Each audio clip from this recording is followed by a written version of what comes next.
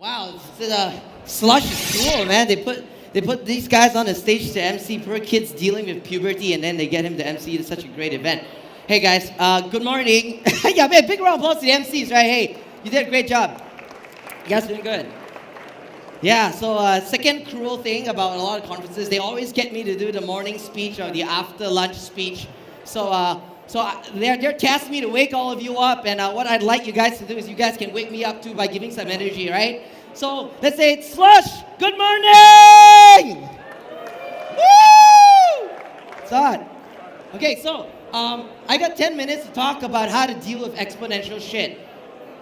The thing about venture capitalists, tech founders, and investors in VCs, all of us who come to these conferences, we think we know exponential when we see exponential. We think we know how to pick startups who are going to go like this.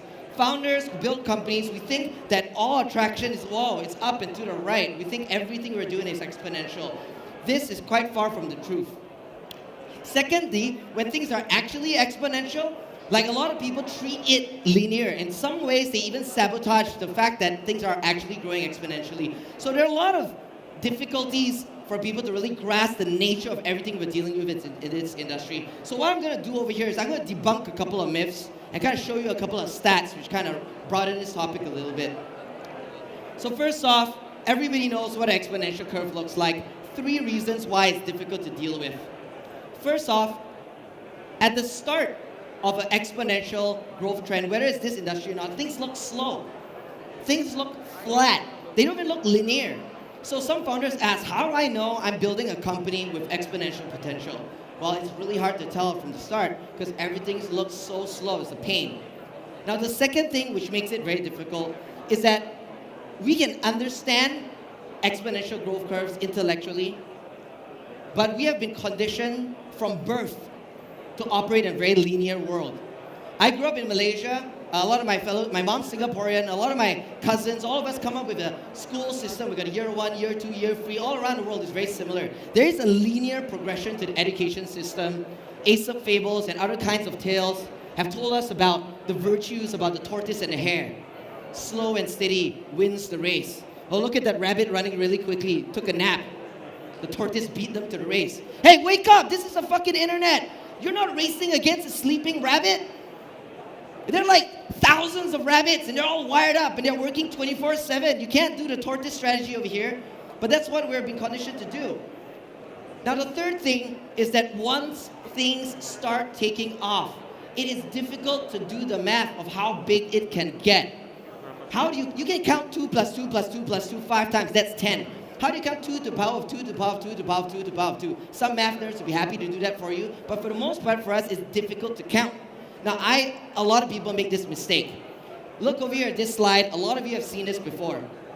In 2001, the top 5 publicly traded companies in the world by market cap were mostly, like it was General Electric, it was Microsoft, Exxon, Citi, and Walmart. There's only one tech company over there. Till 5 years later, 2006, still flat. There's only one tech company in there. Oil and gas and finance dominates the 5 biggest companies in the world. 5 years down the line, 2011, it's still only one tech company in place. But this year, 2016, the 5 largest companies in the world by market cap is no longer finance, it's not oil and gas, it's all 5 of them are tech. Who would have predicted this in 2001? Who would have predicted this in 2006 or 2011? Imagine you're a public company equities kind of trader and you saw this coming and you put all the money in these top 5 tech companies. How much money would you have made? Not too many people could have predicted this. We are living in an exponential age, and all this stuff is really hard to predict when it's starting to take off. I have made this mistake myself. When I first started investing in Southeast Asia on behalf of 500 startups, things looked kind of slow. Slush wasn't here. There were a lot of other tech companies and conferences, VCs, almost as though nothing existed. Things were kind of flatlining. I said, okay, I'm going to raise like 10 million bucks. Maybe we'll see a couple of startups. Maybe I'll invest in a couple of good ones. I was wrong. Very quickly, I had to raise more money because the volume of good startups was it was immense. You know, I was very fortunate. I got early into Grab, early into Carousel, Bukalapak, and a few others. But there's so much more to invest in. I was forced to raise more money. In this slide over here, we see that Southeast Asian governments and VCs alike have grossly underestimated what's going on in Southeast Asia. Google and Temasek put together a report, right, in May 2016, citing that the Southeast Asian internet ecosystem could be worth up to 200 billion by age 2025, but it would require up to 50 billion of VC capital to make it happen. Right now, Southeast Asia is under-indexed in terms of how much venture capital money is going around. As a percentage of GDP, it is 3.4 times less than China, and it is 5.4 times less than India, and 10 times less than the US. If Southeast Asia doesn't put enough money into VC and into the startup scene, other people will. Oh, but guess what? It's already happening. In the past 2 years, most of the VC capital, a lot of venture capitalists like us, most of our money is coming from Japan. A lot of it may come from some Singaporean funds. Where does that leave Malaysia, Thailand, Indonesia, Philippines? The biggest companies in Southeast Asia could very well not be owned by the countries who produce them. That's because they underestimated the exponential nature of what we're dealing with. So how do we deal? I'm going to start off with governments. I know some of you are hanging around in the room. You have to own your own future. I am Malaysian, and Anthony Tan and Hui Ling, both the founders of Grab, are Malaysian. They started off in Malaysia. It started off as My Taxi, and Malaysia's, and very quickly, they raised a lot of Singaporean capital and then a lot of Chinese capital, and their headquarters here in Singapore. They're hailed as a Singaporean startup. The Malaysian government's like, hey, whoa, what's that company? Oh, I heard they were actually Malaysian. They didn't even know what's going on. I mean, they woke up one day, and the very startup that they've kind of like built as a country has kind of moved off to somewhere else. For every other government folk over here, you got Singapore's gonna eat your lunch, right? If you don't play catch up, they're gonna eat your lunch, and you're gonna wake up, your lunch is all gone. You'll be so far behind, there's no way you can catch up. You wanna play this game, you wanna be part of your own future, you gotta own it. So that's a big word for governments. Secondly, for VCs, we've been chasing the wrong dream.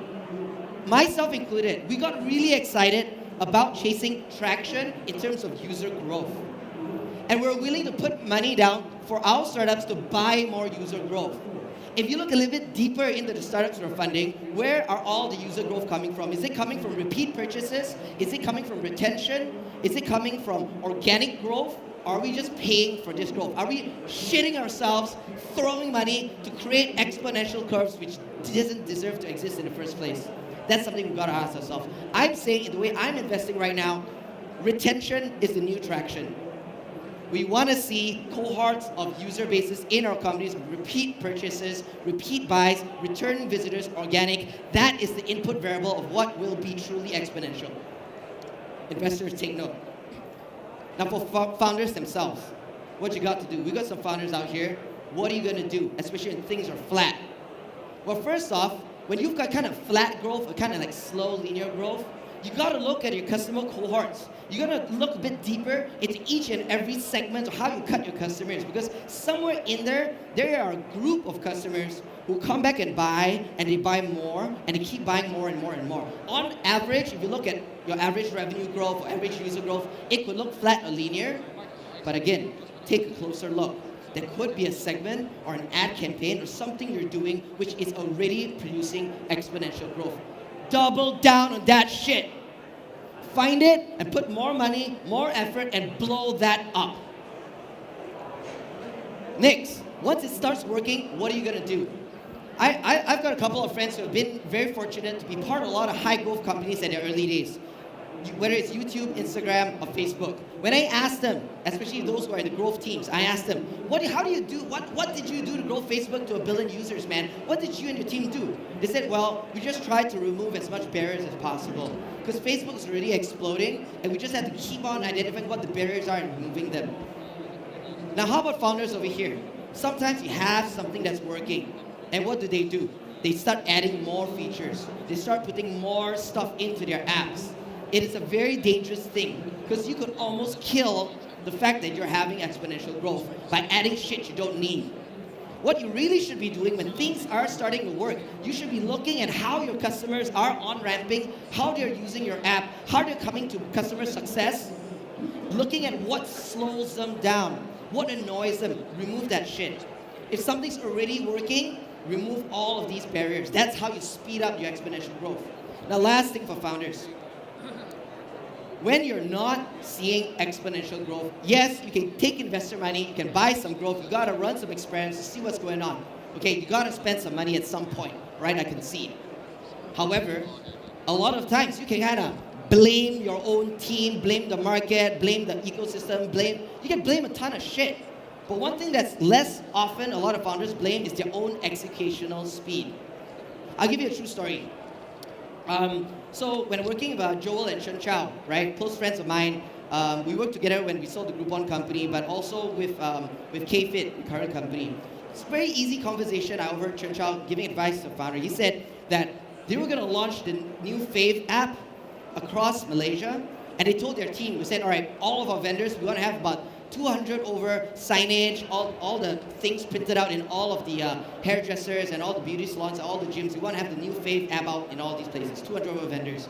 The team said, all right, give me 2 weeks. Chen Chao said, look, we're racing against time over here. I need it out in 48 hours. They said, how are we going to do that? I'm like, that's your job. You answer that shit. You make it happen.